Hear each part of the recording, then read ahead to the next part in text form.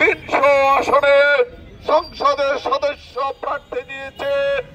আপনারও আগামী দিন সুন্দর সুজল সুফল বাংলাদেশে দেখতে চাইলে দাঁড়িপাল্লা মার্কায় ভোট দিয়ে সৎ এবং যোগ্য লোকদেরকে সংসদে পাঠাবে।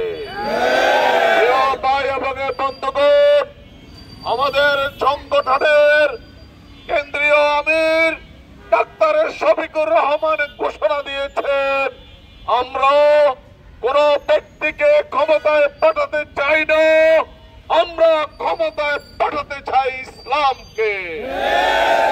আগামী দিন বাংলাদেশকে ইসলামী রাষ্ট্র ব্যবস্থা প্রতিষ্ঠার লক্ষ্যে আগামী বাংলাদেশ ইসলামের বাংলাদেশ গঠন করার লক্ষ্যে আগামী সংসদে নির্বাচনে আপনারা দল পথ নির্বিশেষে দাঁড়িপাল্লা মার্কায় ভোট দিয়ে বাংলাদেশের স্বাধীনতা সার্বভৌমত্ব হেফাজত করবে।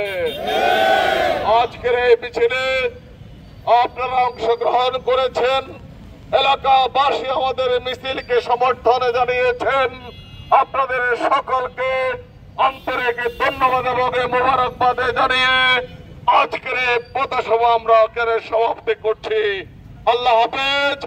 বাংলাদেশ জিন্দাবাদ, বাংলাদেশ জামাত ইসলামী জিন্দাবাদ, আগামীর বাংলাদেশ ইসলামের বাংলাদেশ।